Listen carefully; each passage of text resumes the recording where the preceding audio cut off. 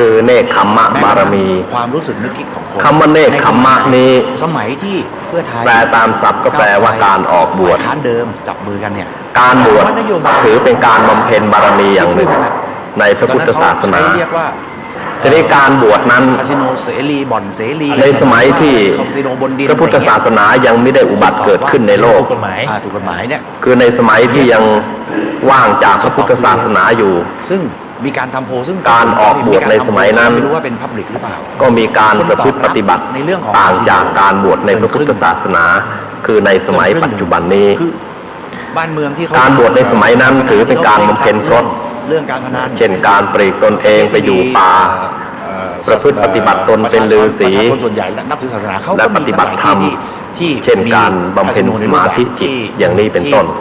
ก็ถือว่าเป็นการออกบวชเหมือนกันแต่จริงๆเนี่ยมันอยู่ถือว่าการออกจากเรือนไปอยู่ป่าเป็นการบำเพ็ญเนกขัมมะบารมีคือมันต้องสื่อสารกับประชาชนเป็นการปฏิบัติเป็นการบำเพ็ญอย่างหนึ่งเพราะว่าบ้านเรามันลึกซึ้งกว่านั้นอีกซึ่งเนกขัมมะบารมีนี้เป็นวิธีการหล่อหลอมใจก่อนที่ประชาชนวิธีหนึ่งต่างจากการบำเพ็ญบารมีในด้านอื่นๆเพราะว่าการออกบวชนั้นเป็นการประพฤติวัดปฏิบัติผมถามนี้ที่อุกฤษใจไทยก็แน่นอนที่ยากกว่าการบำเพ็ญด้านทานบารมีหรือศีลบารมีที่เราได้บำเพ็ญมาสนามกีฬามีอะไรทั้งนี้ก็เพราะว่าการออกบวชนั้นประเทศไทยไหมเป็นการบำเพ็ญเป็นการปฏิบัติที่ยากกว่าการบำเพ็ญในข้อที่1ข้อที่2มาแล้วสิ่งเหล่านี้คือถ้าเรามองเผินๆเราอาจจะคิดว่ามันคือ entertainment การบวชนั้นมันเป็น entertainment ไม่เห็นว่าจะยากอะไรไป entertain คนเป็นเรื่องที่ง่ายจะตายไปในสมัยปัจจุบันนี้ถ้าเรานึกจะบวชเมื่อไรเราก็น่าจะบวชกันได้แต่คนได้จากคนดังเช่นที่เราบวชกันอยู่ในปัจจุบันว่าบวชไม่เห็นจะยากไม่ได้จากยิ่งศึกไปแล้วยิ่งไม่ยากใหญ่นึกจะศึกเมื่อไหร่ก็ได้ entertainment complex แต่ถ้าจะมองในด้านของการปฏิบัติแล้วเป็นเรื่องของความยาก complex มากที่สุดในประเทศไทยเป็นเรื่องของการปฏิบัติที่สูงกว่าการบำเพ็ญบารมีในด้านอื่นๆเป็นไม่รู้กี่สิบเท่าเนกขัมมะคือการปลีกตนเองออกจากเรือนเพื่อไปบวชหรือบำเพ็ญพรตที่อยู่ตามป่านั้นเราถือว่าเป็นการบำเพ็ญบารมีก็เพราะว่าการออกบวชในลักษณะดังกล่าวนี้เป็นการฝึกฝนตนให้มีความอิสระจากสิ่งทั้งปวงทั้งภายนอกและภายในภายนอกนั้นก็คือความผูกพันที่เราจะต้องมีอยู่กับบ้านกับเรือนกับทรัพย์สมบัติกับบุตรกับภรรยากับวงตระกูลซึ่งเป็นความผูกพันที่ประกอบด้วยความทุกข์นานาประการการปลีกตนเองออกจากเรือนเพื่อบวชหรือบำเพ็ญบารมีนั้น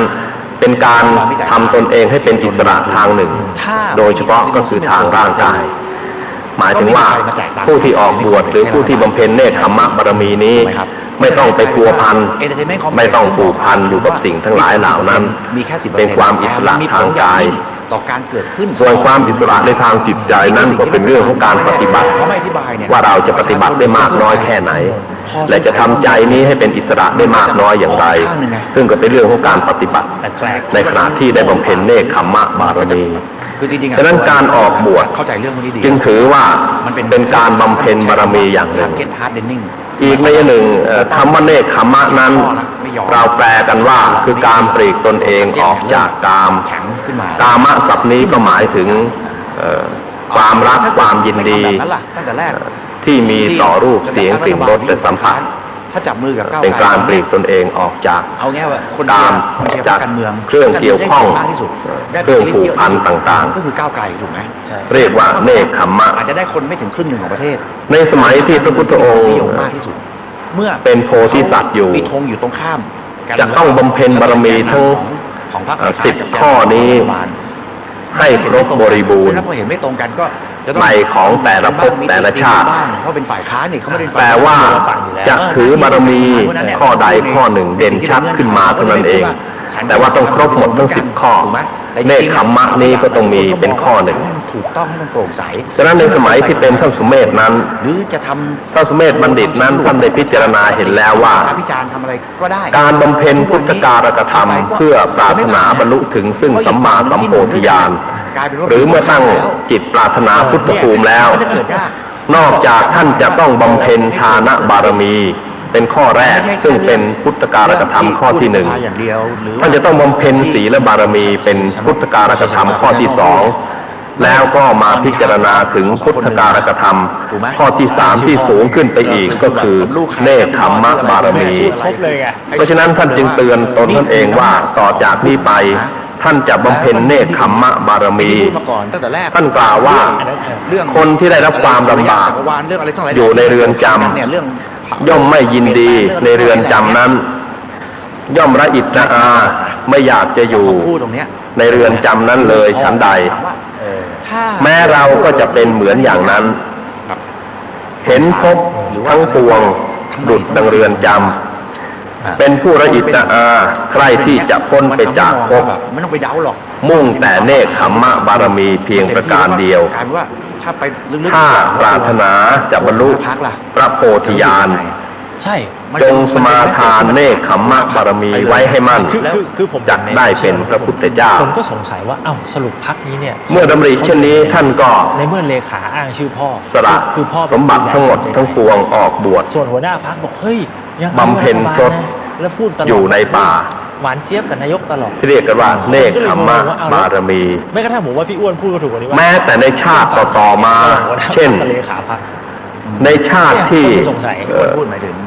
ท่านเกิดเป็นโสมนัสกุมารก็ดี ออกมาโต้ หัตถิปาละก็ดี คุณเลขาพัก อโยคระบัณฑิตเป็นต้นก็ดี ผมต้องฟังใครผมต้องฟัง นับชาตินับภพไม่ถ้วน คือจริงมัน แต่ละภพแต่ละชาตินั้นท่านก็บำเพ็ญเนคขมมะบารมี ใส่เรื่องนั้นแล้วนะ สละราชสมบัติต่างๆ ไม่เกี่ยวข้องเยื่อใยในทรัพย์สมบัติเหล่านั้น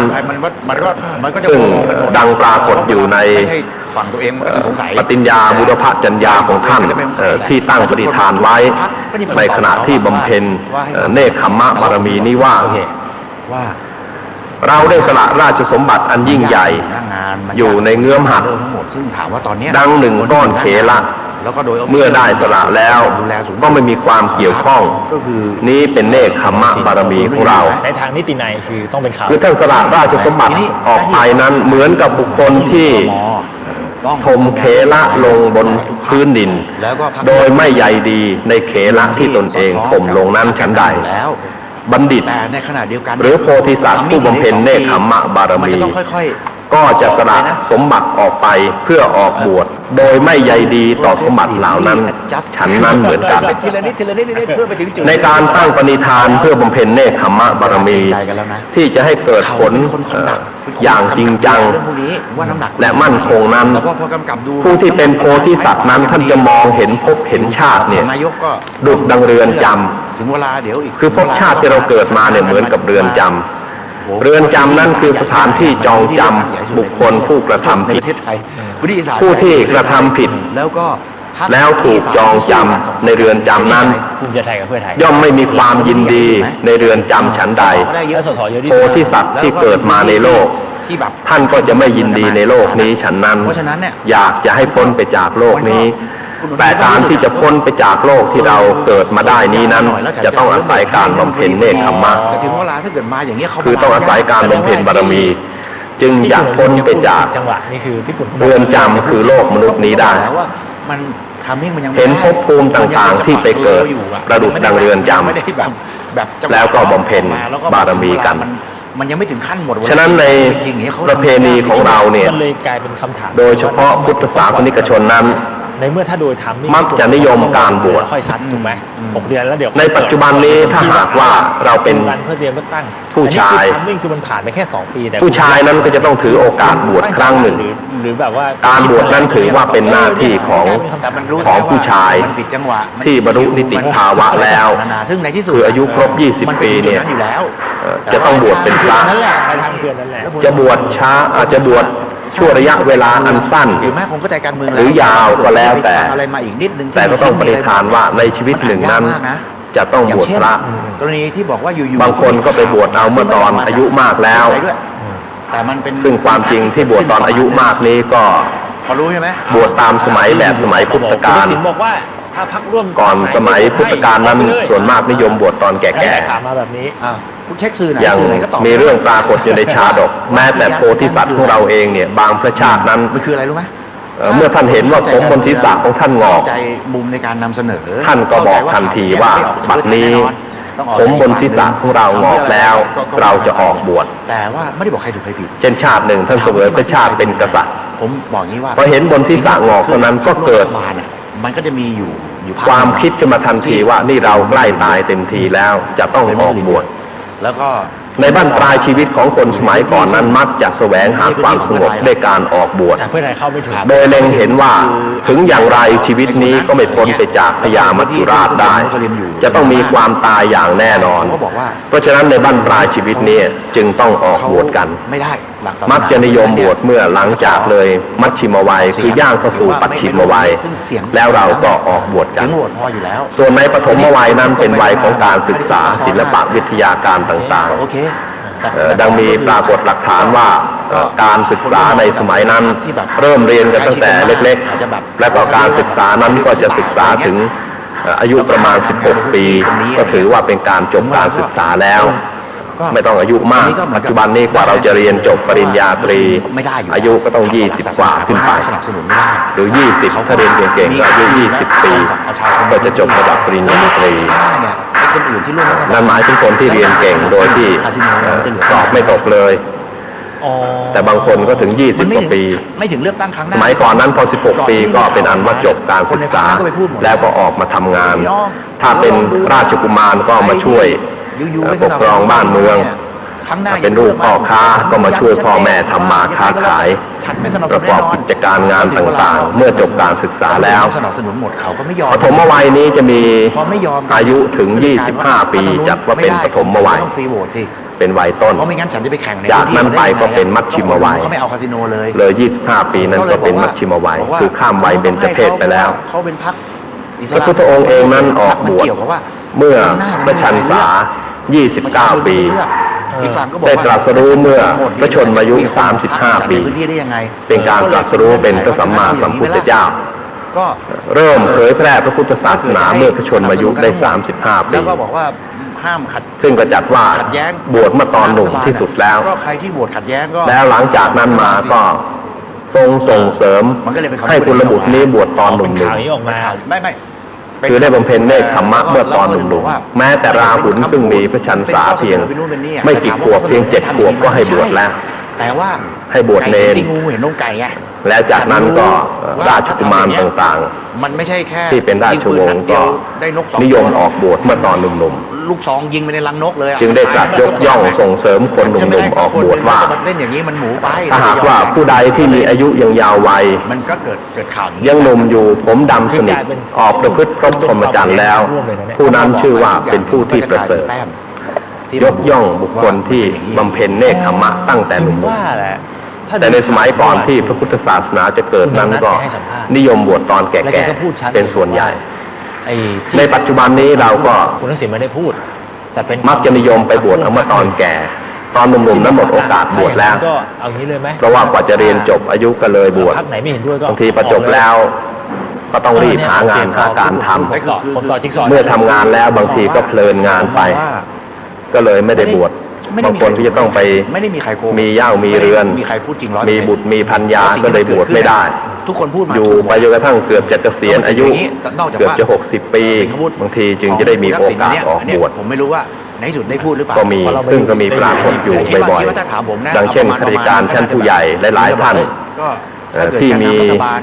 มารดาบิดายังอยู่ แล้ว ก็อยากจะสนองคุณ นไหนที่ไม่เห็นด้วยยังคัด แม้ว่าอายุนั้นจะมากแล้วก็ตาม พูดประมาณนี้ก็ได้ ก็ยังสนองคุณมารดาบิดาด้วยการออกบวชให้ก็มี ก็ไม่ต้อง ซึ่งมีการปฏิบัติกันอยู่เสมอเป็นประจำ ก็เลยคำพูดแต่ว่าจริงๆ เชื่อว่าต่อไปก็คงจะต้องปฏิบัติตอนโน้น ต้อง คือเมื่อเกษียณอายุเมื่อใดแล้วเราจึงจะบวช ว่าถ้าคนนู้น ก็ดีไปอย่างหนึ่ง ว่าเขาไม่ต้องสนับสนุน เพราะว่าการบวชเมื่อตอนแก่นั้นก็ไม่มีพันธะอะไรผูกพัน อิสลามก็เลือกฉันมา แล้วก็เป็นคนผ่านโลกมามาก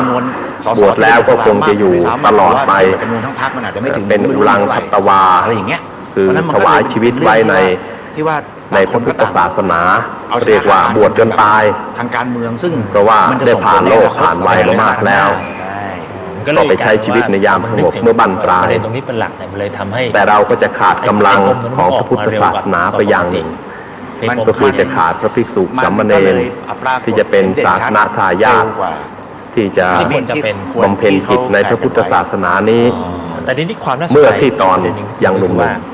คุณชัยชนะ เพราะงานศาสนานั้น แกไม่ได้บอกว่าแกพูด ถ้าแก่มากนักบางทีก็ทำอะไรไม่ได้ พ่อนี่วิน ต้องทำเมื่อตอนหนุ่มๆก็มี ครับ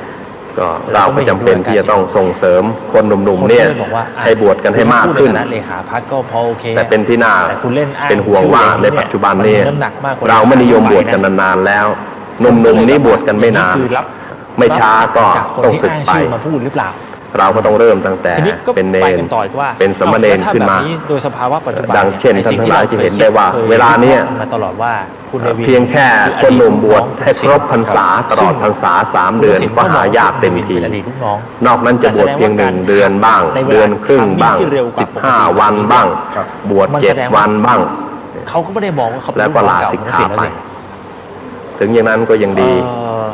ก็ยังทำให้ ก็ยังมองว่าเป็นลูกน้องเก่านะ พระพุทธศาสนานี้ไม่ขาดศาสนาทายาท เก่าอยู่เลย ที่จะ คือ สืบ ต้อง ต่อ มอง พระ ว่า พุ ไม่ ทธ ใช่ลูก ศา น้อง สนา คนนี้ ต่อไป ไม่ใช่ลูกน้อง แต่เป็นลูก การบำเพ็ญเนคขมมะคือการออกบวชนี้ถือเป็นเรื่อง ลูกน้อง สำคัญ เก่านะใช่ เป็นบารมีธรรมอย่างหนึ่ง ไม่ใช่ลูกน้อง แต่ว่าบารมีธรรมอันนี้จะไพบูรย์แก่บุคคลผู้บำเพ็ญเนคขมมะนั้น ครับจริงๆมัน ผู้นั้นจะต้องประพฤติปฏิบัติ ผมเท้า ในเนคขมมะบารมีนี้อย่างเคร่งครัด คืออะไรอะไรเงี้ยมันก็จะมีปี ในสมัยที่ยังไม่มีพระพุทธศาสนาอยู่นั้น การปฏิบัติก็เป็นไปตามลัทธิความเชื่อถือของตน แต่ถึงกระนั้นก็ถือว่าเป็นบารมี ซึ่งทุกคนก็ เพราะว่าการประพฤติปฏิบัติในสมัยก่อน พอเกิด ในสมัยที่ยังไม่มีพระพุทธศาสนาไม่มีพุทธบัญญัตินั้น เสียแล้วถ้ามันเสียอยู่ในจุด ผู้ที่ออกบวชก็ถือว่า เฮ้ยไม่ไหว การเว้น แล้วเนี่ย จากการทำบาป ว่า เช่นไม่ฆ่าสัต มัน ว์ ก็เป็นธรรมชาติของการ ไม่ลักทรัพย์ไม่ประพฤติผิดในกามไม่พูดเท็จ ไม่ดื่มเครื่องดองของเมา ก็ถือว่าเป็นการบำเพ็ญตน ถ้าเกิด เป็นการประพฤติตนแล้ว ถ้ายังมี หรือการไม่ ตรงนี้ก็จะ รับประทานเนื้อ แต่ สัตว์ ถ้าเมื่อไหร่ก็ตามที่ไม่ รับประทานแต่ผลไม้รากไม้ต่างๆอยู่ในป่า หรือว่าใกล้เลือกตั้งแล้ว อยู่อย่างบุคคลที่ เรื่องพวกนี้ก็จะ มีความอิสระ เพราะว่า ทั้งทางร่างกายและก็ทางจิตใจ มีการประพฤติวัดปฏิบัติพอสมควร อย่างนี้ก็ถือว่าเป็นการบวชเหมือนกัน มันกลายเป็นว่ามี ในปัจจุบันเนี่ยเราจะพบว่า ไม่ตรงกันอย่างเงี้ย การบวชนั้น ค่อนข้างยาก ก็มีอยู่หลายวิธี คือสองพักอ่ะ นอกจากบวชเป็นพระแล้ว ต่างฝ่ายไม่ได้ต่างมอง ผู้ชายก็ยังมี เข้ ทางภาคเหนือก็เรียกว่าบวชเป็นชี ต้อง พระ การ ขาว ร่วมรัฐบาล ชีพระขาวก็คือนุ่งขาว ไม่ ห่ เกี่ยว ม กับเสียง ขาม าว กเสียงน้อยนะ แล้วก็ถือศีล ต่ว่าผมมอง แปด ว่าก็ ถือศีลแปดมันถือศีลอุโบสถเนี่ยก็ถือว่าเป็นการบวชเหมือนกัน เพราะฉะนั้นน่ะ ส่วนโยมผู้หญิงนั้นก็ นิยมบวชชี ขัดแย้งกันใน บวชชีก็ถือศีล มอง แปด ขั้นว่าแบบก็ทำงานด้วย ชี กัน ก็มีศีล8 ข้อ ไปถึงเวลาพอเราพูด ก็คือถืออุโบสถศีลนั่นเอง เหมือนแบบสอดคล้อง อย่างนี้ก็ถือว่าเป็นการบำเพ็ญเนคขมมะบารมีเหมือนกัน แต่ว่าไอ้ส่วนของ proxy แต่ warfare ก็บวชได้เพียงชี ก็ว่ากันไป จะได้บางคนไม่มีโอกาสได้บวช แสดงว่าไอ้ความ ก็ยังถือโอกาสนี้พยายามบวชคนอื่น คุณเน เช่น เนี่ยโกรธกันจริง เป็นเจ้าภาพบวชพระบวชเนร แล้วก็ ส่ง ก็เป็น เสริ สิ่ ม ง ให้ ที่คุณ พระภิกษุ ว่า สมณเณรท่านบวช ทีนี้ เพื่อจะได้ พมัน ศึกษา ลอยล้ พระธรรมวินัย ปัจจุ อ บั ย่างนี้ก็มี กลับมาเจอกันอีกครั้งเนี่ย ส่วนตนเองจะบวชนั้น รอยร้าวมันยังคงอยู่ ส่วนมากก็นิยมบวชชี ใช่คือ มันเลยส่งผล บวชชีนี่ก็ มัน โอเค ปัจจุบันนี้ คือมันไม่ร้าวไง ยังไม่เป็นหลักเป็นฐานมั่นคงเท่าที่ควร มันคือแตกมันคือ แต่ถึงอย่างนั้นก็มี เพราะถ้าอยู่ โยมผู้หญิงนิยมไปบวช เป็นมาตั้งแต่ คืออุบาสิกานิยมบวชกันมากขึ้น แล้วก็ยังไม่มีการจัดตั้งรัฐบาลในค่ายทหาร คือบำเพ็ญทาง จำได้ไหมยังไม่มีการจัดตั้งรัฐบาลในค่ายทหารไม่มี ก็ เล มี ยแต่ว่าส่วนที่ สำนักชี ร้าวเนี่ย หลาย ๆสำนักที่ ก็แตกออกไป มีการ แล้วก็ ประพฤติปฏิบัติ ก็เลยกลายเป็น อย่างนักบวช ตั้งรัฐบาลในค่ อย่างเคร่งครัด ซึ่ จริงจังก็มีอยู่หลายสำนักในปัจจุบัน ก็เอาเศษแก้วเดิมเนี่ยเอามา ส่วนที่บวชกันแบบ เอามาประกอบกันใหม่ แบบบวชหมู่ใหญ่ๆ2 วัน 3 วันนั้น หรือมันจะมี ก็ถือว่าเป็นการสมาทานศีลมากกว่า แนบกันไม่ ยังไม่เรียกว่าเป็นการเนกขมมะ มันไม่ได้มีร่องรอยให้เห็น อย่างนุ่งขาวห่มขาวแล้วก็ว่าบวชชีกัน2 วัน 3 วัน ไม่เท่าไหร่เนี่ย สวดมนต์กันตลอดวันตลอด แต่ที่พูดนี้ไม่ใช่ว่า อย่างนั้น จะไม่มีโอกาสนะ ยังไม่จัดว่าเป็นเนกขมมะ ไอตัวอะไรล่ะสิ่งที่ เป็นการรักษาอุโบสถมากกว่า มันอาจจะเกิดขึ้นมาใหม่ก็ได้ ถ้าจะถือเนคขมมะคือการออกบวชจริงๆ นั่นก็จะต้องปรงผม เงื่อนเวลาที่เกิด จะต้องห่มผ้าขาว จะต้องปลีกตนเองออกจากบ้าน แบบเดียว ไป เลย อยู่วัด ที่ อยู่สำนักที่ใดที่หนึ่งที่มีอิสระ ย้อนไปเหมือนกับสมัย ไม่ผูกพัน ตอนก่อน ซึ่งอันนี้ ปี48ที่แบบโอ้โห อุบาสิกาหรือสุภาพสตรีนั้น ซึ่งมันไม่เกิดขึ้นแน่ มันเป็นไปไม่ มี ได้ โอกาสทำไม่ได้ มันเป็นไปไม่ได้กับ เพราะว่า ปแบบของก ยังไม่มีสถาบันใดที่จะให้สวัสดิการ มันก็จะ อั เป็น น มั่นคง สภาวะ แบบนี้แหละ ทาง ทีนี้ สังคมก็ยังไม่ยอมรับ มัน ที่ มี จะ ค ให้ วาม อุ ขัด ป แย้ง กา กันแบ ระ บนี้ เหมือนอย่างพระภิกษุ แล้ว สา ก็ มเณร มันมาเร็วกว่าที่ อย่างพระเนรนี่บวชได้ ไทม์ไลน์ที่ควรจะเป็น บวชได้แล้วโดยที่ไม่ต้อง แค่ เกี่ยวข้องกับอะไร 2 ปี ก็สามารถยังชีพของตนเองเนี่ยอยู่ได้ หลังจากนี้ แต่ชีนั้นถ้าจะบวชแล้วจะต้องมี รัฐบาลจะเดินยังไงต่อ มีปัจจัยสำหรับไว้รับประทานเอง เอาจริงๆใน ก็จะยังชีพในตนของตนเองนั้นก็รู้สึกว่ายากอย่างยิ่ง ที่เพื่อไทยเขา ทั้งนี้ หวั ก็เพราะว่าสังคมส่วนใหญ่นั้น ให้มีโอกาส ยังไม่สนับสนุนดีเพียงพอ ผลงานชิ้นเอก ทั้งสถาบันที่จะให้สวัสดิการอย่างมั่นคง มันเท่ากับ ว่าผู้บวชนี้จะไม่เดือดร้อนตลอดชีวิตนั้นก็ยัง มั ไม่ นจะ มี เดินยังไงเดินในภาวะแบบ ฉะนั้นในพระพุทธศาสนาเรานั้นก็ จะโดนขี่ตลอดไป ยังคงไม่มั่นคงอยู่นั่นเอง นี่มันคือสัญญาณ ยังดีก็บวชกันชั่วครั้ง ถึเาแล้ ชั่วคราว ต้องยุบสภา บางทีก็ จน ทะเลาะกับสามีก็หนีไปบวช มีฝ่ายใดฝ่ายหนึ่งอยาก ผิดหวังก็หนีไปบวช ไม่ แต่ มี ก็บวชชั่วคราว ก เท่า ล้า นั้น พูดได้เลยว่าไม่มี เพราะว่าสบายใจแล้วก็ คะแนน ติด เสียง ต่อไป ที่ ใหม่ ได้เป็นรัฐบาลเนี่ยจำเป็นต้อ ก็ ง มี ใช้ เป็น ของ ชั่วครั้งชั่วคราว จะมีอยู่บ้างก็น้อยคน ก็ไปกันด้วยอย่าง แต่มาเห็นอุบาสิกาหลายท่าน ถามว่าไปไง บวชตั้งแต่เป็น ก็ไปกันด้วย สา อย่าง ว นี้แหละ จนกระทั่ง แต่ถ้า ปัจ สัก จุ วั บั น น หนึ่ง นี้อายุ70กว่าปีแล้ว ไม่มีฝ่ายใด ก็ ฝ่ายห ยั นึ่ ง ง มี จะเป็นฝ่ายค้าน โดยที่ไม่ได้ศึกเลย บวชเป็นชีมาตลอดเลยก็มี อาจจะอีกฝั่งหนึ่ง แต่ว่านั่นอยู่ในฐานะ ตอน ค่อน นี้ฉัน ข้าง ได้เสีย จะ งมา ดี ครบแล้วแล้วฉัน มี ไม่ มรดก ใช้ สำหรับไว้รับประทาน อันเนี้ย บ้างก็ไม่เดือดร้อน ที่แตกแต่ถ้า ถ้าไม่มีอะไรเลยเราจะไปอยู่ตามวัดวาอารามต่างๆ ก็อยู่ยาก ไปก็ต่างคนต่างเสีย ตัวบางวัดนั้น นอกจากว่า ถ้าหากว่าสวัสดิการไม่ดีพ ใน อ ช่วงที่คน ก็ ที่ อยู่ กำหนดให้ ลำบาก แตกได้หมายความว่า ชีก็จะต้องทำหน้า จะยุบ ที่ สภาเลือกตั้งใหม่ห แจ รือก อะไร กิ เนี่ย จ ใน การ ฝ่าย ต่อ ที่กำห ไป นดได้ว่าจะยุบส ซึ่ง ภา ก็ เลือก ยิ่ง ตั้ง จะ ให หนั ม่ กขึ้นไปอีก เป็นจังหวะ หาความสงบไม่ได้ จึงยากที่จะ เป็นจังหวะ บำเพ็ญ ที่อยู่ๆก็กระ เน แส กธร การ รม เมือง บารมีข้อ ขึ้น นี้ มาอย่าง ต่อเมื่อใดเรามีสวัสดิการมั่นคง ขึ้นมาด้วยเหตุการ แล้ว ณ์อะไร ก็ แล้วแต่ เชื่อว่า ถ้ คง แบบนั้นเนี่ จะ ย มี ก็จะเป็นไปได้ อุบาสิกาเนี่ยบวชกันมาก แล้วถ้า ขึ้น ลักษณะการเมืองปัจจุบันเนี่ยมัน ซึ่งเวลานี้ มันไม่ใช่ ทางสถาบันแม่ชีแห่งประเทศไทย สิ่งที่มันสอดคล้องกับการเลือกตั้งนะผม ก็ บอก พยายาม สิ่งที่ประชาชนจะได้ประโย ที่ ชน์ จะทำให้มั่น สิ่ง คง ที่บ้านเมือง แต่พอจะได้มั่นคงไปแค่ไหนนั้นก็ยังไม่ทราบ แรงเนี่ย ก็พยายามที่จะ ฝ่ายค้านเดิม ส่งเสริม อย่า สตรีนี้ได้บวช แพง และก็ทำประโยชน์ให้มาก เรียก ขึ้ ระ น บาดสัตว์หรือหักหลัง อาตมาเองนั้นเคยมีความคิด แต่ว่าถ้าทำ แต่ก็ มันก็จะเกิดอย่างเงี้ย จะสำเร็จหรือไม่นั้นก็ยังไม่ทราบ ก่อนเลือกตั้งแล้วผมถึงพยายาม ก็คงจะถือเป็นความคิดอยู่ตลอดเวลา คุยกันว่ายังไงสัญ ยั ญาง ไม่ได้ลงมือกระท ก็ให้ไปอย่างนั้นมันก็ คือสตรีที่จะบวชเนี่ย พอคุณมา ก็คงจะไม่น้อยกว่าบุรุษ เส้นทางก็จะเป็นอย่างเงี้ย ก็เชื่อว่าการแสวงหาความ จุด ส แข็ง ง ขอบ งปัจจุบันก็มี การแสวงหาความเป็นอิสระ เราเคยมีม็อบ ทั้งทางร่างกายและจิตใจนั้น ย่อมมีทั้งสุภาพบุรุษและสุภาพสตรี หลายๆแบบข้างหลังๆ การบวชนั้น เอา บางที รวมๆกัน ผู้ห ค ญิ น ง ตาย อาจ ไป จะ ร่วม บวช ร้อย มากกว่าผู้ ก็ ชา มี ย บาดเจ็บไปร่วม ก็ พั ได้ นพิการไปไม่รู้กี่ การ ร้อย ประพฤติพรหมจรรย์นั้นผู้หญิงอาจจะจริงจังมากกว่าผู้ชายก็เป็นได้ จะถามว่าเปลี่ยนแปลงรัฐ ก็ บาล ถ้าพูดในด้านมรรคผลแล้ว การเมือง ผู้หญิง ได้ไ ก็ทำมรรคผลให้เกิดได้เหมือนกับผู้ชาย อาศัยหลายสาเหตุหลายปัจจัย แต่ว่าการที่จะรับ ต้องอาศัยตัวปิด การ เกม ที่จะให้สวัสดิการ ถ้เกิดทุกฝ่ายไปอยู่ ต่อ รวม สุ กัน ภาพสตรีที่เข้ามาบวชตลอดจนกิจกรรมที่จะปฏิ ค บั รั้ง ตินั้น ที่เคยทำได้ก็ช่วง เรายังมีไม่เพียง ดือนตุ พอ ลาใช่ไหมกับสองก็คือพฤษภา เชื่อว่าถ้าหากว่ามีสถาบัน หลังจากเนี่ยมัน อัน ไม่ นี้ ได้ ขึ้นมาแล้วคง ชุ จะ มนุมกันมันไม่ มีสุ ตาย ภา อ พ ย่าง ส เดียว ตรี อะ บวชกันมาก มัน ขึ้น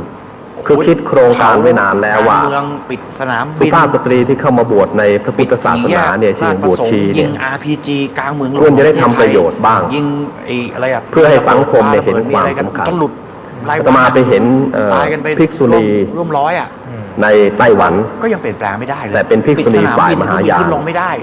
ก็ยังเปลี่ยนแป ป ลง รากฏว่าสุภาพสตรีนั้นเข้ามาบวชอายุน้อย เพราะฉะนั้นเนี่ยถ้าเกิดทุกอย่างเนี่ย ๆอายุสาวๆเนี่ยอายุ เปลี่ยนแรง 17 เปลี่ยนแปลง 18 ปี ได้ 15 แต่ ปี สิ่ง ก็มี ที่เกิดขึ้นได้ก็คือ มาบวชเป็นภิกษุณี ความเสียหายของประเทศไง บวชแล้วเขาเรียน เรียนแล้วเขาไม่ได้อยู่เฉย มันก็ย่อย ๆเหมือนกับที่เราบวชแล้วนั่งจำศีลภาว แส นา ดงว่าบ กั ท น วิเคราะห์ เอาตัวรอดเพียงอย่าง ตอนนี้มัน เดียว มีเป็นสองทาง พวกนี้เขาจะออกทำงานในด้านสังค แต่ ม ว่าณเวลานี้พี่ปุ่นมองว่ามันยังไม่ เช่น ถึง ไป เวลา สอนหนังสือ เลี้ยงเด็กกำพร้า ให้เขา ไปทำงานทางด้านสังคมมากขึ้น พรรคเพื่อไทยอย่างเงี้ยนะครับให้ตัดสิน พระเสียอีกกลับไม่ได้ทำอะไรที่เป็นประโยชน์แก่สังคม แต่ภิกษุณีเนี่ยออกทำประโยชน์แก่สังคม ยุบ มากกว่าพระ เพื่อจะไปเหนื่อย พระนั้นส่วนมากกลายเป็นผู้ทำ แสด พิ งว่า ธี พี่ปุ่น กรร เชื่ ม อว่า ไป เพื่อไทยจะไม่ได้ดีเท่า ผ เดิ ม ม คิดว่าเขาได้คะแนนมาก คอยเฝ้าวัด อันนี้แหละ คอยรับสวดโปงเป้ง ยังไง104นี่ก็ยังเหนื่อย ก็เหมือนกับ เอาแค่ว่าเท่าเดิม พระ นี่ก็ เราที่ หนื่ คอย เออ สวดมนต์ฉันเพล ที่แบบอยู่ คอยบังสกุล เหนื่อยมากกว่า อย่างเงี้ เดิ ย มล่ะไม่มีหรอก เป็นพระพิ แต่ ธี ถ้าเกิด กรรม ถึงวัน ไป ที่ ไม่ได้ทำประโยชน์แก่สังคม แล้วแลนด์สไลด์ถล่มทลายก็ ผู้ที่ทำประโยชน์แก่สังคมนั้นกลับเป็นภิกษุ ห ณี รืออย่างน้อยที่สุดไม่แย่กว่าเดิม ในเมืองไทยเรานี่เรายัง ห ขา มา ด ยถึงว่าถ้าประ ไม่แย่กว่าเดิม ขาดบุคคลที่จะทำประโยชน์แก่สังคมเนี่ยอย่างมาก ถ้าไม่ มา แย่ ย กว่าเดิมหมายความว่าไงถ้า ถ้าพูดถึงว่า อาจจะไม่ใช้ อุบาสิกาที่จะเข้ามาบวชในพระพุทธศาสนา เห็นชั นั้ ด น เจนละ บวชแล้วเห็นประโยชน์ว่าตนเองจะใช้ชีวิตให้มีค่าได้เชื่อว่าหลายคนก็อยากจะบวชมากกว่าอยู่ในโลก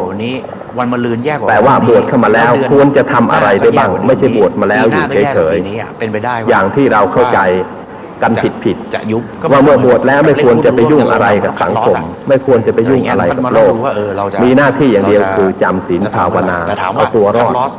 ซึ่งอันนั้นเป็นความเข้าใจผิดผู้บวชผู้ที่บำเพ็ญตนนั้นเมื่อนำตนรอดพ้นแล้วเนี่ยต้องทำประโยชน์แก่โลกทั้งสิ้นในสมัยพุทธกาลนั้นนับแต่องค์สมเด็จพระสัมมาสัมพุทธเจ้าเป็นต้นมาพร้อมทั้งพระอริยสาวกนั้นท่านทำประโยชน์แก่สังคมทั้งหมดไม่ใช่อยู่เฉยๆ จริงแต่ว่า เพราะฉะนั้นการบวชนั้นก็จะต้อง ในภาวะที่ ต้องคำนึงถึงข้อนี้ให้มากว่าบวชแล้วเนี่ยทำอะไรกันบ้าง ที่จะสร้างคะแนน ถ้าบวชแล้วอยู่เฉยๆก็เป็นการบวช มันถูกขาด หรือถ้าบวชแล้วมุ่งหน้ามาเรียนเพื่อที่จะเอาไอ้ผลแห่งการเรียนนี้ออกไปประกอบอาชีพส่วนตัวแล้วมันก็ไม่ได้ผลอีก แต่คุณก็จะโดนโดน ก็จะเป็นการแสวงหาผลประโยชน์ส่วนตนโดยอาศัยศาสนาชั่วครั้งชั่วคราว ประโยชน์ที่มันจะเกิดขึ้นจากศาสนาโดยสมบูรณ์นั้นก็จะไม่มี แต่มันเป็นปรากฏการณ์ เราควรจะคิดว่าเมื่อบวชแล้วเนี่ยเราควรจะทำอะไรกันได้บ้างในชีวิตของนักบวช ที่พรรคที่ได้ ชีวิตนั้นจึงจะเป็นชีวิตที่มีค่า พรรคที่ได้ อ คะแน ย่าง นสูงสุด ชีบวชแล้วเนี่ยควรที่จะทำอะไรได้บ้าง จัดตั้งรัฐบาล ควรจะทำงานสังคมอะไรบ้างเช่นการสอนหนังสือก็ดี ถูกไหม ใช่ แต่ว่าพรรค การเป็นพยาบาลก็ดี ได้มากกว่าครึ่งหนึ่งของสภาคือพรรคที่มี หรือการทำประโยชน์แก่สังคมเลี้ยงเด็กกำพร้าก็ดี ถ้ารวมด้วยอุดม ด้านใด การณ์ ด้านหนึ่ง จิตวิญญาณ ควรจะ ของการเมืองที่มันไปด้วยกัน ควรจะมี ได้น แล้วก็ควรจะ มันผสม ทำ กลมกลืน โดยเฉพาะเวลานี้ ฟ้าคนละน้ำก็คือแบบ การเป็น ฝ่ยค้ ครู ฝ่ายรัฐบาลเดิมถูกไหม ครูนี่ ถ้ามันรวม สำคัญ อย่างนั้น ที่สุด มันไปได้ แต่พอรวม ชี้ ย่าง นั้ เงี้ น ย ไม่ต้องสอนอะไรมากอะสอนโดยเฉพาะ คุณบวกกันเพื่อให้ชนะ ศีลธรรมนี่ก็เป็นประโยชน์มากแล้ว แต่ตอนเนี้ยใครงาน ครูสอนวิชาศีลธรรมนั้นเราก็ยังขาดแคลนอยู่ ถูกปะ ส่วนมากประเทศคารวะธรรมดาเนี่ย ที่มันรวมกันเนี่ยมัน ผล งานกัน ก็ อยู่ ไม่ อะ ปรากฏเกิด แล้วถึง ขึ้น เวลาคน ไม่ ที่ ดี สนับ ขึ้น สนุนคุณอ่ะใน เพ แน ราะ ว ผู้สอนนั้นก็ยัง เขาสนับสนุน ทำไม่ได้ คุณหรือว่ามันเป็นเหมือนกับ แต่ถ้าเอานักบวชเข้าไปสอนเนี่ยความเชื่อถือนั้นก็จะมีมากขึ้น เพราะฉะนั้นเวลาที่ ถ้าว่าบวชแล้ว สวมหม เรา วก สามารถเรียนวิชาครู ไม่ได้ ได้ สวมหมวกร่วมรัฐบาล มีพื้นฐาน ไม่ได้สวมหมวก ความรู้มา แล้วก็ ก่อนดีพอส เป็น ม แบบ ควร เป็นตัวแทน เรา เนี่ย อาจจะมาเรียนวิชาครู หรือว่า อาจจะมาเรียนวิชาพยา เขา บา เชี ล ยร์หรือเขาแช่งล่ะ อาจจะทำประโยช มัน น์ จะ อะ อ ไร อกไป ให้ อีก สูงขึ้นไป ถูกไหมมันเป็นแช่งถูกไหมมันไม่ได้เชียร์ ก็จะ ถูกไหม ทำให้สังคม เพราะฉะนั้นเนี่ยเสียงสนับสนุน ดีขึ้น มันจะมีไหมล่ะ เพราะว่าผู้ที่ถือพรหมจรรย์นั้นย่อมทำประโยชน์แก่สังคมได้ดีกว่าผู้ที่ไม่ได้ถือพรหมจรรย์ yes ตอบ yes no กา yes ร no เสีย ย้อ ส นดู ละ ดิ การทุ่มเท yes เว no ลา yes no เนี่ยทุกค เพื่ น อ ก็ งาน yes นั้นก็มีมาก ทุก กว่า วันนี้เนี่ย มากกว่าผู้ที่ ไปหัก ยัง กันบ้าง เกี่ยวพันอยู่กับ ไป ครอบครัว อะไรนะ เพราะคนที่มีครอบครัวมีบุตรมีภรรยานั้นจะทุ่มเทมาอย่างนี้ไม่ได้ องค์คาพยพของเขาที่อาจจะแบบ ก็ต้องห่วงบุตร ฝั ห่วงภรรยา แค้ เสียก่อน ก็กลายเป็นว่า มันก็ อันนี้แม้แต่ ตรงข้ามกันหมด มหาตมะคาน มันก็จะเหนื่อยไง ตอนที่กอบกู้เอกราชให้อินเดียนั้น แกก็ประพฤติพรหม ไม่ จ ได้ รร ส่ง ย์ ผลแค่ครั้งนี้อ่ะ แกบอกเลยว่า ถึง ถ้าเราไม่ประพฤติพรหมจรรย์แล้วเราจะทำประโยชน์ ด้วย แก่ เห ส่วน ตุผล รว อะ ม ไร ไม่ ก็ได้ ได้ มันอาจจะมีเกิดความรู้สึกว่า แกก็บวช ฉันไม่เอาแล้วจ้า ซื้อรถ ฉันไปดีกว่า ระหว่าง ฉันเข็ด ที่ แล้วจ้างทำานกอบ อะไร กู้ เงี้ย เอกราช มันหลายอย่าง ให้ มาก กับ ไง อินเดีย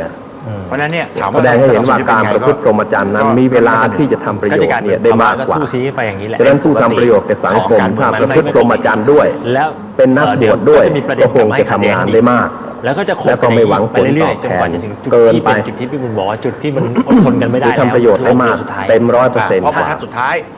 เราคิดดูว่าถ้าหากว่าเป็นไปได้ คือการที่ เรา ต้องแต่ง เปิด ตัว รับ เพื่ ส อจะ มั ไป ครผู้ที่บวช ขึ้นเว ต้อง ที สู้กันแล้วไง อายุ ตอนนั้น แล้วถามว่า ยังไม่มากเกินไป เวทีที่ใหญ่ที่สุดของประเทศไทยอยู่ในภาค พอสมควร ภาคอีสาน อีสาน แล้วก็ นักมวยคู่เอกที่ขึ้นชกกัน จะ ระห เรีย ว่าน ง วิ ฝ่ายแด ชาง กับ ครู ฝ่าย เรียน น้ำเงิน ที่ ก็ บ้า คื น อ อะไร ตาม ก็ สี ตาม เลย แล้วก็ ก็สี ทำ แด งาน ง ระหว่างทำงานนี้เราก็มีสวัสดิการให้ ส่วนจะเป็นส้มจะเป็นพักสีอื่นก็จะเป็น สวัสดิการสำหรับใช้จ่าย ที่หนึ่งที่ ประ สอง จำเดื คะ อน แนนใกล้เคียงกัน แล้วก็เมื่อแก่เท่าชราลงแล้ว กลายเป็น เรา ว่า ก็มี ลูสแพ้ทั้งคู่ สวัสดิการที่สงเคราะห์ ก็จะเป็นไปได้ ให้ แต่ พัก มันมีบ ผ่ ท อน วิเคราะห์หนึ่งเหมือนกันนะ ได้บำเพ็ญพรตได้เต็มที่ มันมีการ จ ม น อง กว่า บอก จะ ว่า ตายจากไป รูปแบบ ถ้ามี ที่ สถาบันที่จะให้ความอบ คุณ อุ่นได้มั่นคงอย่างนี้ เป็ ตลอด จังหะ ชีวิต ที่ ก็เชื่อว่าเราจะมีผู้ที่อุทิศตนเพื่อบวชมากขึ้น ตอนเนี้ยกระแส อย่างองค์การศาสนาอื่นๆเขาทำได้อย่างองค์การทางคริสต์ศาสนานั้นก็มีสวัสดิการดี ไม่เห็นด้วย บางคนก็ไปบวชเป็นชีมืดตลอดเลย เขาจับกระแสออก จนตาย แล้วเขามองว่าเรื่องนี้มันจะกลายเป็นประเด็นใหญ่เลยเขาเลย แต่พวกเราทำอย่างนั้นไม่ได้ กระโดด ถ้าทำอย่างนั้นก็คงจะอดตาย รักนิยมเลยเพื่อที่เสนอตัวว่าฉันเป็น สวัสดิการนั้นก็ยังไม่มีเพียงพอ ในการที่จะนำ การบวชที่ถือว่าเป็นการบำเพ็ญบารมีเนี่ย ก็คือการบวชเพื่อที่จะนำตนให้พ้น หรื ทุ อก ข์ ว่าจะมองว่าอนุรักษ์นิยมหรืออะไร เพื่อที่จะแสวงหาทางแห่งความพ้นทุกข์ มันมีหลาย เพราะว่าการบวชนั้นมีอยู่หลายประเภท มีหลายระดับนะ การบวชที่ บางคนซึ่งมอง ท่าน ว่า จำแนกไว้ มันก็มีกันทุกประเทศ นักปราชญ์ท่านจำแนกไว้เนี่ยมีอยู่5ประเภท ไปอะไรมา ใน5ประเภทนี้เป็นประโยชน์เพียงประเภทเดียว ก็ นอกนั้นไม่เป็นประโยชน์อะไร ไม่ได้คัด เล ค้าน ย อะไรแต่ว่า เช่นประเภทที่หนึ่ง ไม่ชอบจุดใดจุดหนึ่ง เรียกว่า อาจจะไม่ชอบพรรคไม่ชอบตัวบุคคลไม่ชอบ อุปชีวิกานี่แปลว่า เอ่อ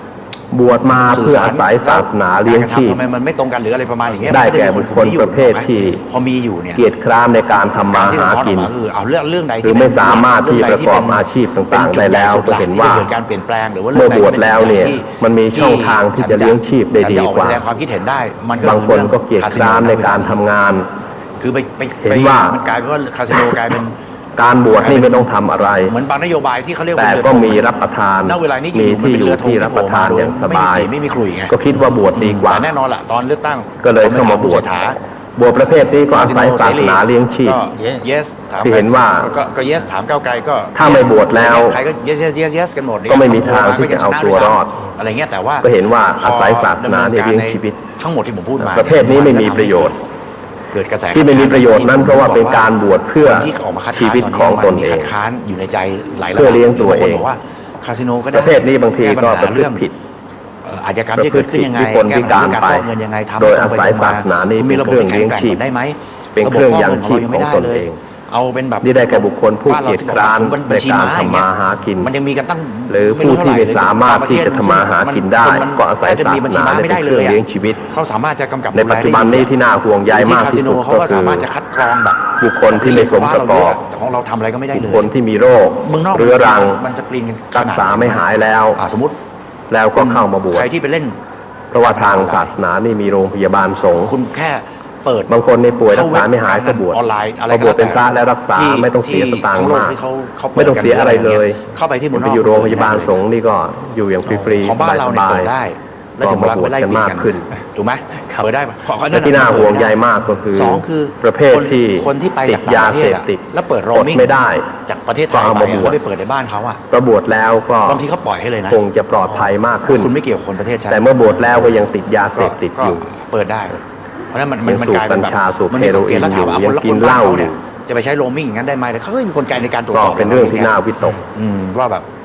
จะจดทะเบียนบริษัท ถ้าหากว่ามีประเภทอุปชีวิกานี่มากขึ้น จะต้องยังไงอะไรยังไงอะไรอย่างเงี้ย ศาสนานี้ มันมี ก็ หลายอย่างหรือไม่ให้เอาแค่การตรวจสอบ น่า บัญชี เป็น ข ห่ อง วง ธนา เหมือนกั คาร น เราเนี่ยมันก็ยัง ปัจจุบันนี้ก็ส่วนมากก็จะมีประเภทเนี้เข้ามา เพราะฉะนั้นเนี่ยเราจะบอกว่าเรา ประเภทที่สองอุปกีริกา ก๊อปปี้ของเข้ามาทั้งหมด อุปกีริกานี่บวชมาเพื่อ รัฐธรรมนูญไปก๊อปปี้ของประเทศใดประเทศหนึ่ง เพื่อแสวงหาของเล่น ประเทศหนึ่งอะไรเงี้ยมันต้องให้พอดีกับ ของเล่นนี่ก็มีหลายอย่าง ถามว่าคนเขาคัด คือบวชแล้วไม่ทำอะไร ม่ด้คัดงานเขาก็บอกก็มี บางที ดี ก็ มันก็นำต่างชาติเข้ามา นั่ง มัน โกรก ธุรกิจ หมากรุก ไม่ กัน ใช่ต่าง บ้าง ชาติอย่างเดียว อาหาร มาคอร์สบ้าง ร้านอาหารดีๆมิชลินสตาร์ระดับโล บางที ก ก็ อะไรนะเขาจะตามพวกนี้มาหมดอ่ะ เที่ยว คน บ้าง ที่มันมาอินเตอร์เน็ตคอมเพล็กซ์มีตังค์ คือบวชแล้วเที่ยวยันเลย จริงๆ เที่ยวหัวประเทศ แต่ต้อง ท้าย ทำต ป รง ระ ไป เท ตร ศ งมาดิแต่ทุกวันนี้คือแบบ อันนี้ฝรั่งชอบ เอาแล้วผมบอกงี้ แก้ปัญหา ฝรั่งบอกชอบมาบวช กรพนัน เมืองไทย ในประเทศแก้ปัญหาเงินออกนอกประ บ เทศ วชแล้วเที่ยวสบายดี แล้วบอกว่าคุณต้องมีเงินไปฝาก ไม่สิ้นเปลืองด้วยไปไหนคนยังกราบไหว้บูชาอีกพอเที่ยวจบแล้วแกก็สึก เพื่อจะได้แบบเข้าคาสิโน มีบ่อยๆ หรืบางคน งั้นอย่าเพิ่งตื่นว่าฝรั่ง พอถึงเวลามีธุรกิจเอามา แล้วฝรั่งนั้นจะศรัทธา หายไป บาง แล้ว ทีไม่ได้ศรัทธา เหลือ อะไรหรอก 49 ล้าน บวชมาแล้วไปเที่ยว ครับอีกคนมาฝากฟรีเข้าได้ เที่ยวไป อะไรงี้ โน่นมานี่ มีใครที่มันเงินเย็นอยู่โน้น50 ล้านอ่ะ ไม่ได้ศึ มัน ก มี ษา แต่ใค ธ ร รรม ล่ะ วินัยอย่างจริงจังหร มัน อก ก็มีแต่คนหนึ่งคือมหาเศรษฐี ประเภทนี้ประเภท ซึ่งเขาจะเล่นการพนัน อุปกีริกา เขาก็ไม่ได้ไปก่อความเดือดร้อนรำคาญ บาง ให้ ที กับใคร บวชแล้วก็ อะไรเงี้ยโอเคไอ้งาม ไม่ทำอะไรอ่ะ ครับ คอยนั่งคิดว่า แล้วก็อีก ไอ้งวดหน้านี่เลขมัน คน จะ ที่ อ ต้ อ อก งการ อะไร ฟอก บ้าง เงินไงมันถึงมีคน นั่ง ประเด็นเรื่อง แทง ฟอก หวยเบอร์ก็มี ว่าก็ นั่งคิดเลข ถ้ากิดคุณมีเงินฝาก สลากก็มี ถึง50 ล้าน ก็มีเวลามาก จะฟอกเงินอีกกี่ บวชแล้วไม่ต้องทำมาหากิน สมรถจะ อะไร ผ่านช่องทางนี้ได้เพราะคุณ ก็ สามารถที่จะ คิดแต่เรื่องอย่างเนี้ย มีตั๋ว หา กับเงิน ข ฝา อก งเล่น 50 ล้านเข้าไปอย่างเงี้ยครับ ทำไอ้โน่น มันก็ ไอ้ จะเกิด นี่ ความรู้สึกว่าแบบเอาแล้ว เพลินๆ แล้วมันแก้ปัญหา ไป อะไรอย่างที่บอกหรือเปล่า โอเค วันหนึ่ง แสด วันหนึ่ง พี่บุญไม่ได้ อย่างนี้เรียกว่าอุปกีริกาไม่เป็นประโยช ข น์ บวนอนุรักษ์อะไรไม่ใช่ คือแค่มองว่ามัน ประเภทที่สาม ไใช่ อุปมุยหิกา ใช่แต่มันเป็นในทาง ประเภทนี้บวชด้วยความไม่รู้ ถ้าคุณโดดเป็นหัวขบวน เห็นเขาบวชก็อยากจะบวชบ้าง คนที่เขอินกับ ตามเขา ยังไงมีคาสิโนฉันยอม คิดว่าการบวชนี่ ไม่ไอย่งเงี้ย ก็คงจะ แล้วคนนี้ ดี มาเป็นหัวหอกให้ เห็นเขาบวชก็ ข้างหน้า บวชก็บวชกัน เ เห็นเพื่อนบวชแล้วก็บวชบ้าง เพระในความไม่ชัดเจนตรงนี้ว่า บวชตามๆกันมาโดยไม่รู้ว่าบวชเพื่ออะไร ก็ยังดูแบบมึน มันไม่ ๆ ใช่ ในการบวชนั้นเราควรจะทำอะไรบ้าง เรื่องรวมไทยสร้างชาติเพราะใครล่ะ ประเภทนี้เรียกว่าบวชด้วยความไม่รู้ แต่วันนี้ลุงไม่ได้อบ ยู่ วช แล้ว ตามประเพณี อยู่ในสถานะซึ่ง คิดว่าประเพณีเขามีอย่างนี้ ไม่เกี่วกับการเมืองถูกไหม ผู้ชายไทยนั้น รวมไทยสร้างชาติ อายุครบบวชแล้วจะต้องบวชให้พ่อแม่ จะเป็นหลักยึดตรงไหนอะ แล้วก็เข้ามา จะ บ อยู่ วช ตรงพักลุงต่อบ วช ไป ตาม ไห ประเพณีโดยไม่รู้เรื่องรู้ราวอะไรเลย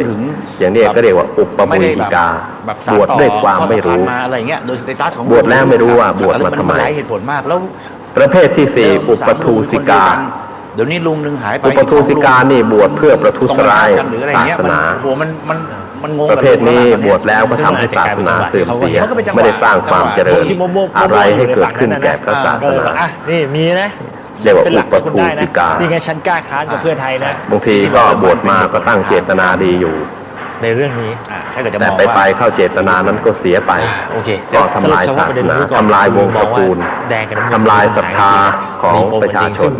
เนี่ย ปม ก็ ปัจ มี จุบันมันย้อนมาจากสะท้อนมาจากอดีต ประเภทที่ห้าอุปนิสรณา ทั้งเรื่องตัวบุคคล ประเภทนี้บวชเพื่อที่ ทั้งเรื่ จะ องอะไรต่างๆนานาด้วยมันเลยกลายเป็น นำตนให้พ้นทุกข์ มัมาถึงตรงนี้แต่มันมาเร็วกว่าปกติ ประเภทสุดท้ายเนี่ยเป็นประเภทที่เป็นประโยชน์ สุดท้ายเมื่อถึงเวลา บวชเพื่อนำตนให้พ้นทุกข์เนี่ยเพราะเห็นว่า แบบแรงๆอันนี้ ชีวิตของการครอง ไม่ ครอง ไม่ เรือน สภา ชีวิตของครวาส ใน นั้น เวลานี้นะ เป็นชีวิตของความคับ ใก แค ล้ บ ๆเดี๋ยวค่อยว่ากันอีกทีหนึง ครับ โอค เป็นชีวิต ผมอยาก ที่ ถามอาจารย์ในมุมของ เป็น ค ทุ น กข์ ที่ติดตามข่าวการเมืองติดตาม เกลือกลัวด้วยความทุกข์นานาประการ เต็มที่เลย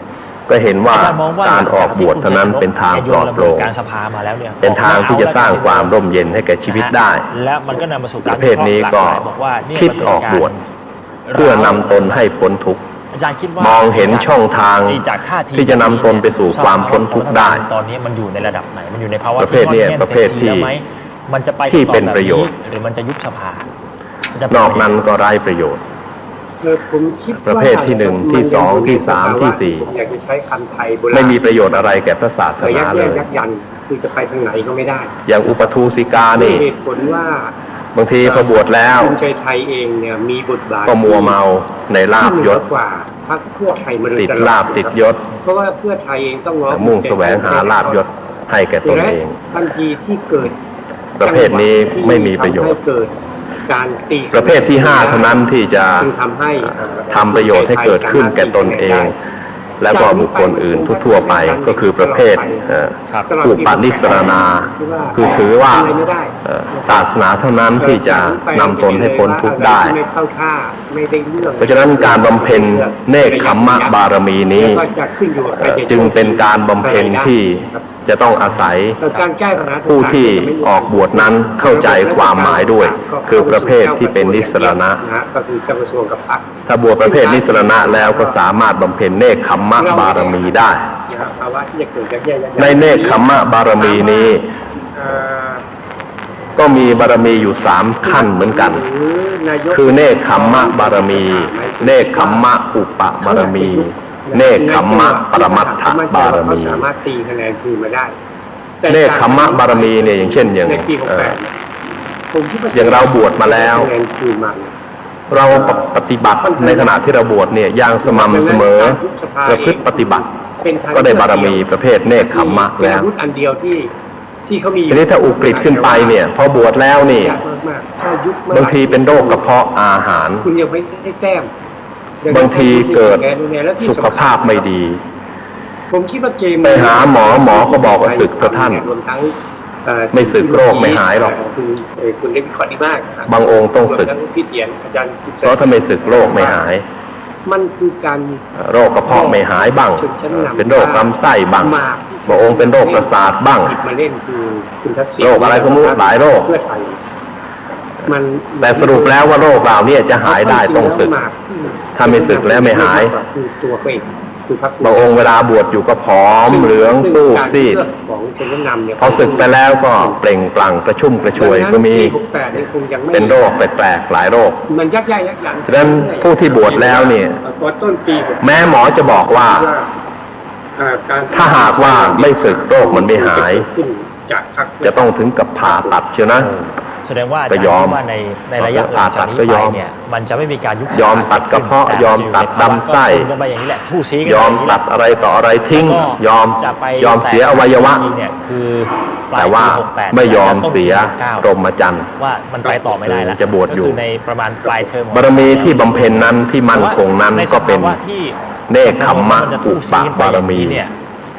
ความได้ ถ้าอธิษฐานว่าแม้แต่ชีวิตของเราจะสิ้นลงเราก็ไม่ยอม งานที่เราได้จากรัฐบาลเนี่ยมันมีโอกาส เราก็จะขอบวชจ ที่ น จะเกิด ตาย ขึ้นได้ไหมเพราะมันก็มีการประเมินน แม้จะตายก็ยอม ถ้าพื่อไทย เราจะไม่สึก อยู่ใน จะบำเพ็ญเนกขัมมะ สถานะนี้ต่อไปคือ หมอบอกว่าถ้าไม่สึกก็จะตาย ไม่ยุบแล้วก็ทนกับภูมิใจไทย ผู้ที่บวชก็บอกตายก็ยอม มันอาจจะเป็นจังห ย วะ อม ที่ ตาย ภูมิใจไทยเองสา แต่ มาร อ ถ ย่าง ใช้ นี้ จังห ก็ วะ เป็น กดได้เต็ เน ม ก ที่ ขัมมะปรมัต แล้ว ถ ก็ บารมี ท้ายที่สุดคือผลงานที่เพื่อไท เป็น ย บารมีที่ จะนำเส สู น ง อ ขึ้น อะไรก็ตามแต่เนี่ย นี่ก็มองในด้านของ หรือว่า ความห่วงใยในเรื่องตัวเอง นำเสนอไม่ได้ตลอดมันจะเป็นอย่างนั้น แต่เนกขัมมะนี่สิ่งที่สำคัญที่สุดนั้นคือความผูกพัน ท้ายสุดแล้วภูมิใจไทย ความผูกพันเป็นปัญหาสำคัญที่สุด จะขี่คอได้ ว่าจะบำเพ็ญเนกขัมมะบารมีได้หรือไม่ การขี่คอเนี่ยก็จะมี ความผูกพันนี้ก็คือความผูกพันในบุตรในพัญญา เช่นผู้ที่มีบุตรมีพัญญามาแล้วนั้น จะบวชตลอดไปนี่หายาก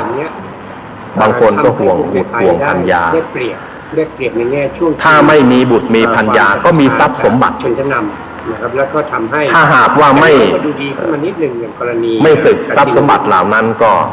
จะหมดสิทธิ์ ขี่คอไปตลอดปี จะเสียทรัพย์สมบัติเหล่านั้นไป บางคนก็ห่วงทรัพย์สมบัติ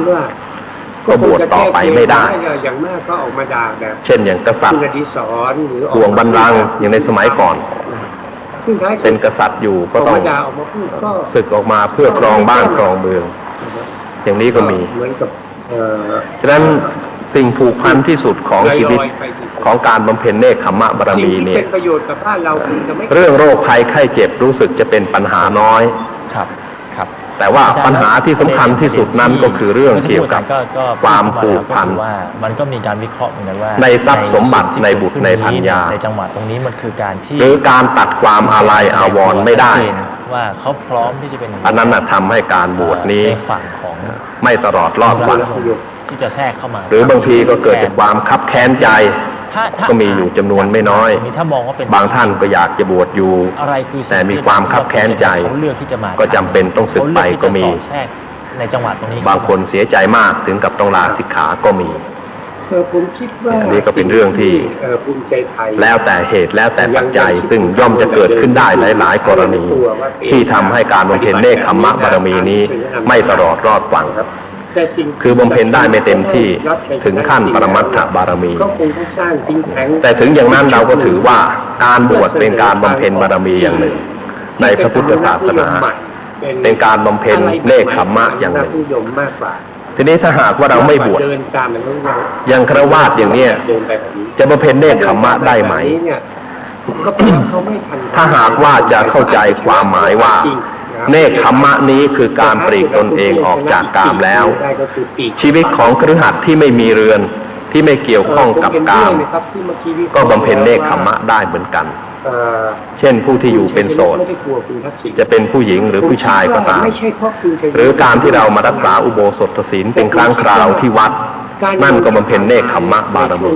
คุณทักษิณกลับ อย่าง มา พระ8 ค่ำ15 ค่ำเรามาถืออุโบสถวันหนึ่งกับคืนหนึ่งก็ได้เนกขัมมะบารมีเหมือนกัน แต่ต้องทำให้สม่ำเสมอไป อะไรโดยที่ฆราวาสก็สามารถบำเพ็ญบารมีข้อนี้ได้ ถ้าให้ผู้ติดขึ้นไปก็คือจะต้องบวชเป็นนักบวชในพระพุทธศาสนา การบำเพ็ญบารมีข้อนี้จึงจะสมบูรณ์ มันลดลง นี่ก็เป็นบารมีข้อที่ 3 ซึ่งเป็นวิธีอบรม สีน้ำเงิน จิต ชนะนี่ย หรือเป็นวิธีกล่อมเกลาจิตใจของเรา ด้วยวิธีหนึ่งซึ่งจะทำให้เรานี้มีจิตใจสูงขึ้น มันหายไปเยอะ ในปัจจุบันเนี่ยเรานิยมเอาเด็กบวชเนน การช่วงชิง อ แบบ ย่างเช่น นี้ ที่ เนี่ย จิตภาวัน เป็นจังหวะ อย่างเนนบวชภาคดูร้อนเนี่ย ปีนี้อายุ8 ขวบก็มี คุณเล่นเกมการ อายุ8 ขวบบวชก็มี แสวงหาความ ถามว่าหิวข้าวไหมแกก็บอกว่าหิว แสวงหาให้ ตอน ตัวเอง เย็นๆ ตัวเลือกนะครับ อายุ 8 ขวบ 7 ขวบมี ถ้าคุณไม่มีการคิด การบวชเมื่อตอนเยาว์วัยอย่างเนี้ยก็บำเพ็ญเนกขัมมะบารมีเหมือนกัน เป็นวิธีกล่อมเกลาจิตใจของเด็ก อย่างน้อยที่สุดเด็กก็ได้มีโอกาสประพฤติพรหมจรรย์รู้จักนำตนเองมาอยู่ในกรอบของธรรมวินัย 100 คน อยู่ใน ทำนองนั้น เป็นเครื่องช่วยชีวิตของคน ครับ เพราะคนที่ขาดปัญญาแล้วก็จะเอาชีวิตให้รอดไม่ได้ ไอ้สิ่งที่มันเกิดขึ้น คือจะนำชีวิตไปสู่ความเจริญไม่ได้ ว่าทางฝั่งเพื่อไทย แต่ทั้งนี้ในทางพระพุทธศาสนานั้น ส่วนหนึ่ง มีได้เน้นหนักเฉพาะว่าผู้มีปัญญาเท่านั้นที่จะนำชีวิตนี้ไปสู่ความเจริญได้ แต่ได้เน้นหนักไปถึงจริยธรรมคือหลักการปฏิบัติด้วย มันกลายเป็น ว่าคนที่มีปัญญาแต่ถ้ามีการปฏิบัติ เราอาจจะเรียกได้ว่ามัน ไม่ดี ฉันทามติ ก็ไม่สามารถที่จะนำชีวิตไปสู่ความเจริญได้เช่นกัน เคยเสนอมาว่า มีความรู้มากแต่ความประพฤติไม่ดี ความรู้นั้นก็ช่วยอะไรไม่ได้ ส่วนเรื่องอื่น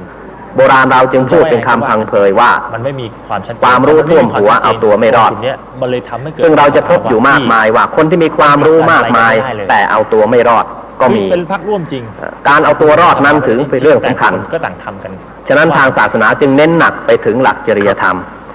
แม้การเพาะปลูกปัญญานี้ เราก็จะเห็นได้ว่าปัญญาที่ทางพระพุทธศาสนา มีวิธีการเพาะปลูกให้เกิดขึ้นนั้น เป็นไปในกรอบของจริยธรรม ไม่นอกลู่นอกทาง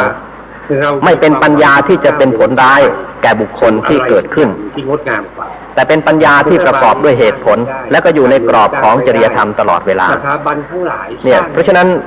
การที่เราจะสร้างปัญญาให้เกิดขึ้นเนี่ย เราจะต้องเข้าใจถึงความหมายของปัญญานี้ให้กว้างขวางเสียก่อน อย่ามายุ่งกับนี้เหมือนกับ เพราะว่าปัญญานั้นแปลว่าความรอบรู้ หลุดมาเอง รอบรู้ในที่นี้ หมายถึงรอบรู้ในศิลปะวิทยาการ และ ต่าง ทำแบบนี้เองอาจจะ ๆ รอบรู้ในสภาวธรรม พ้น จึงจะเรียกว่าเป็นปัญญา ต่างๆก็ได้ ซึ่งในทางพระพุทธศาสนาจึงจำแนกไว้เป็นสองฝ่าย ที่อยู่ ฝ่ายหนึ่งเรียกว่าโลกิยะปัญญา ฝ่ายหนึ่งเรียกว่าโลกุตตระปัญญา โลกิยะปัญญานี้หมายถึงปัญญาที่เกิดขึ้นในโลกิยจิต หมายถึงปัญญาของปุถุชน เช่นอย่างผู้ที่สามารถจะค้นคว้าวิจัยสิ่งใดสิ่งหนึ่งให้สำเร็จประโยชน์ขึ้นมาได้ แม้กระทั่งจะผลัก ผู้นั้นมีปัญญาเหมือนกัน แต่ปัญญานั้นเป็นโลกิยะปัญญา ดังนั้น แต่ถ้าปัญญารู้แจ้งแทงตลอดในอริยสัจธรรม สามารถนำตนให้พ้นทุกข์ได้ ปัญญาเช่นนั้นเรียกว่าโลกุตระปัญญา เป็นปัญญาที่นำตนให้ข้ามพ้นจากโลก ให้รอดพ้นจากทุกข์ทั้งปวง ที่ครองอำนาจเนี่ย ปัญญาท่านแบ่งไว้เป็นสองฝ่าย เป็นโลกิยะอย่างหนึ่งกับเป็นโลกุตระอย่างหนึ่ง สูญเสียพลังไป เป็นสองพวกด้วยกัน จนหมดสิ้น หรือในบางแห่ง ตกใจ คำว่าปัญญานี่ในทางศาสนาใช้คำว่าโกศล แล้วฝากกด โกศลนี่แปลว่าความฉลาด รวมถึงซุปเปอร์แตง โกศลเนี่ยแปลว่าฉลาด กันด้วยนะครับ ท่านแสดงถึงคำว่า อายโกศล อายโกศลนี้แปลว่าฉลาดในทางเจริญ หมายความว่าผู้นั้นมีความฉลาด มีปัญญาที่จะสร้างความเจริญให้เกิดขึ้น บุคคลเหล่านี้อยู่ที่ไหนก็เจริญที่นั่น คนที่มีอายโกศลนี้เป็นคนที่สร้างแต่ความเจริญ รู้วิธีการที่จะสร้างความเจริญให้เกิด ประเภทที่สองเรียกว่าอปายโกศล อปายโกศลนี่แปลว่าฉลาดในทางเสื่อมคำว่าฉลาดในทางเสื่อมนี้ไม่ใช่หมายความว่าใช้ความฉลาดนั้นไปสร้างความเสื่อม แต่เป็นความฉลาดในการที่จะป้องกันความเสื่อมมิให้ความเสื่อมเกิดขึ้น ก็คือประเภทที่มีความฉลาดแต่เพียงอนุรักษ์หรือรักษาสิ่งนั้นให้คงอยู่มิให้เสื่อมไป อายโกศลนั้นน่ะสร้างให้เจริญขึ้นไปเรื่อยๆไม่หยุดยัง้งส่วนอปายโกศลนั้นเป็นประเภทอนุรักษ์รักษาไว้อย่าให้มันเสื่อมลงไปเหมือนพวกอนุรักษ์นิยมในปัจจุบันที่เรารักษาสิ่งนั้นรักษาสิ่งนี้ไว้แต่ไม่มีปัญญาสร้างหรอกมีปัญญาเพียงแค่รักษาเท่านั้นเช่นอนุรักษ์ธรรมชาติก็เป็นแต่เพียงว่ารักษาธรรมชาติไม่สร้างธรรมชาติอนุรักษ์ศิลปกรรมก็มีหน้าที่รักษาของเก่าๆแต่ไม่มีปัญญาจะสร้างของใหม่ให้เกิดขึ้นแม้แต่จะสร้างสถาปัตยกรรมประติมากรรมจิตรกรรมใหม่ๆก็ไม่มีทางจะสร้างได้สำเร็จเพราะพวกนี้มีความรู้แต่เพียงอนุรักษ์เท่านั้นเองไม่เหมือนอายโกศลประเภทอายโกศลนี่เป็นประเภทสร้างสรรค์เป็นประเภทที่ริเริ่มการริเริ่มนั้นอาจจะไม่เหมือนของเดิมแต่สามารถที่จะสร้างสรรค์สิ่งใดสิ่งหนึ่งให้เป็นศิลปะประจำยุคประจำสมัยหรือสร้างสิ่งใดสิ่งหนึ่งขึ้นมาให้เป็นสมบัติประจำสังคมแต่ละสมัยได้ประเภทนี้เรียกว่าอายโกศลส่วนประเภทที่สามเรียกว่าอุปายโกศลประเภทนี้มีความฉลาดในการหาวิธีการเช่นวิธีการที่จะสร้างความเจริญให้เกิดวิธีการที่จะป้องกันความเสื่อมไม่ให้เกิดขึ้นหรือแก้ไขสิ่งที่เสื่อมแล้ว ให้พ้นจากความเสื่อมเช่นนั้นและพยายามหาอุบายที่จะสร้างสรรค์ความเจริญให้เกิดขึ้นอย่างนี้เรียกว่าอุปายโกศลโกศลทั้งสามอย่างนี้สภาวธรรมก็คือปัญญาเหมือนกันแต่บางแห่งใช้คำว่าโกศลโดยสภาวธรรมนั้นก็คือตัวปัญญานั่นเองถ้าหากว่าท่านทั้งหลายได้ศึกษาในประมัตถธรรมที่เราศึกษาถึงสภาวะของปัญญาที่เป็นเจตสิกคือปัญญินทรีย์เจตสิกนั้นเราจะทราบถึงสภาวะของเจตสิกดวงนี้ว่าทำหน้าที่วินิจฉัยทำหน้าที่ให้เรานี้เป็นคนฉลาดรอบรู้ในสิ่งต่างๆซึ่งเป็นเรื่องของปัญญาเป็นเรื่องของปัญญินทรีย์ถ้าเราศึกษาตามสภาวะของปัญญินทรีย์แล้วเราจะพบความจริงอยู่อย่างหนึ่งว่าคนที่เกิดมานี้ที่พระพุทธองค์ท่านจำแนกบุคคลเช่นประเภทที่หนึ่งเรียกว่าติเหตุกะบุคคลคือบุคคลที่เกิดมาด้วยเหตุสามอย่างประเภทที่สองทวิเหตุกะบุคคลคือบุคคลที่เกิดมาด้วยเหตุสองอย่างประเภทที่สามอเหตุกะบุคคลคือบุคคลที่เกิดมาโดยไม่มีเหตุไม่มีสัมปยุตตเหตุประกอบคือมนุษย์ที่เกิดมาในพื้นโลกเนี่ยมีอยู่สามประเภทนี้เท่านั้นประเภทติเหตุกะบุคคลนี้ก็คือบุคคลที่เกิดมาพร้อมด้วยเหตุสามอย่างเหตุสามนั้นก็คืออโลภะเหตุอโทสะเหตุอโมหะเหตุได้แก่พวกปฏิสนธิมาด้วยมหาวิบากประเภทญาณสัมปยุตประเภทนี้มีปัญญามาพร้อมกับความเกิดประเภทที่หนึ่งนี้เป็นประเภทที่มีปัญญาตั้งแต่เกิดเราเรียกอีกอย่างหนึ่งว่าสัจฉาติกะปัญญาคือผู้ที่มีปัญญามาพร้อมกับความเกิดบุคคลประเภทที่หนึ่งนี้เป็นประเภทพิเศษประเภทนี้ปัญญานั้นไม่ต้องอบรมก็มีมาแล้วแต่ชาติปางก่อนได้แก่ผู้ที่เคยอบรมปัญญาบารมีมาตั้งแต่ชาติก่อนมีความรอบรู้มีความเฉลียวฉลาดมาแล้วมาพร้อมกับความเกิดของเขาและบุคคลประเภทนี้เองแม้จะไม่ได้มีการฝึกฝนอบรมด้วยการศึกษาเหมือนอย่างในปัจจุบันแต่บุคคลเหล่านั้นก็ไม่ได้เป็นคนโง่หรือไม่ใช่จะโง่กว่าคนที่มีการศึกษามาดีแล้วอาจจะฉลาดกว่าบุคคลที่ศึกษาในมหาวิทยาลัยก็ได้ประเภทนี้เป็นประเภทสัจฉาติกะปัญญาซึ่งเราจะพบอยู่มากมายในปัจจุบันประเภทนี้เขาไม่ต้องเรียนมากแต่มีปัญญามาตั้งแต่อดีตชาติมาพร้อมกับความเกิดคือถ้าเราเข้าใจถึงทางเกิดของปัญญาแล้วเนี่ยเราจะไม่ฝังใจแต่เพียงอย่างเดียวว่าคนที่มีความรู้คือคน